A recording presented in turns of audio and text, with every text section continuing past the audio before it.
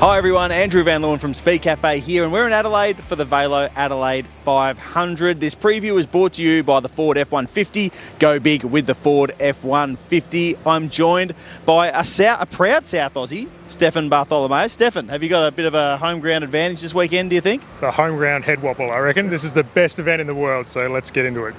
We do get to finish the season with a flurry, which is great. We get Bathurst, we get the Gold Coast, we get Adelaide. They're all these big blockbuster events, which is fantastic. Probably the only thing we're missing this weekend is a real title fight. I mean, Will Brown is probably going to win it. He's going to be pretty hard to beat unless something goes really wrong. This is why we need this final system, right? It is probably the best ad for the final system, the fact that Will Brown, he's got a 180-point advantage over Brock Feeney, so a 14th and a 15th will do it for Will, even if Brock wins both races. So it is hard to sort of hype that up as much of a battle. They're not going to be racing it out on track against each other for the championship, but this time next year we'll have 4 drivers really racing for it under that final system.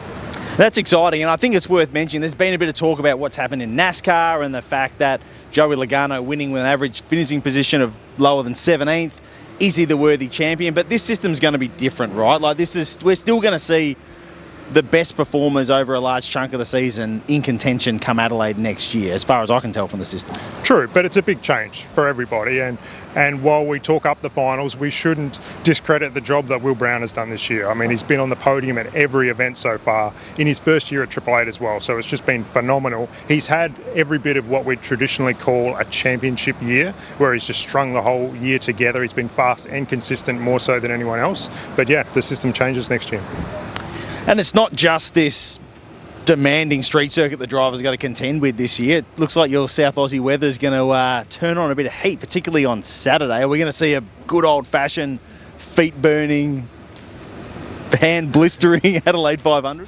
Well, it is known for being pretty brutal on the drivers, but we're standing here right now on Wednesday, and it's hard to tell exactly what the weekend's going to be like, because yesterday they were saying Saturday was going to be 36, and now it's come back to 34. But there's a tiny little bit of rain there on the forecast for both Saturday and Sunday. So who knows what we're actually going to see come the weekend.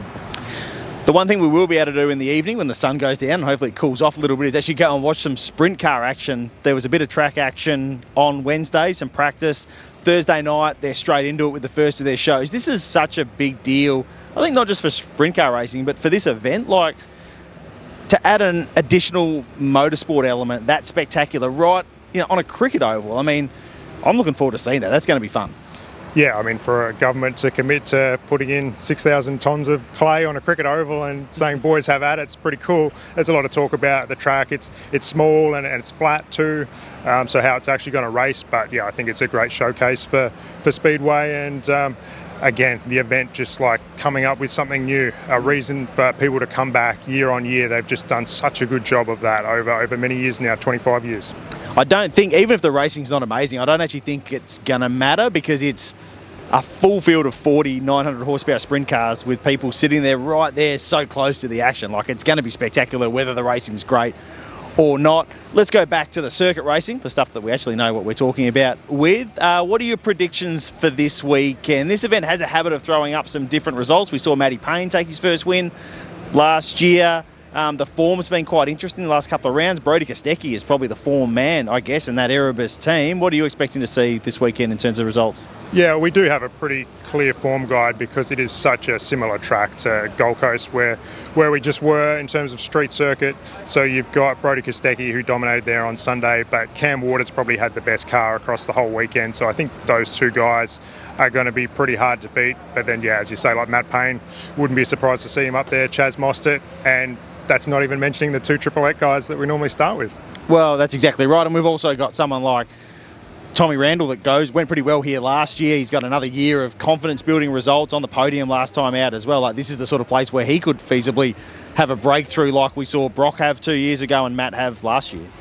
Yeah, so there's a lot of contenders there. I think what we hope for really is action, because these races have been a little bit mundane. We haven't seen many safety cars this year, and we'll see if the last weekend of the season brings out some madness.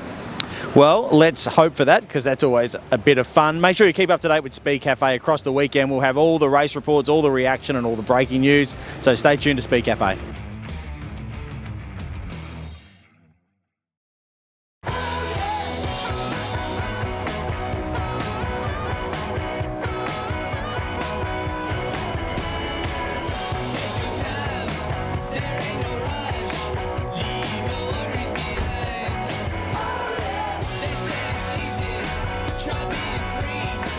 America's favourite truck is here. The Ford F-150. Go big.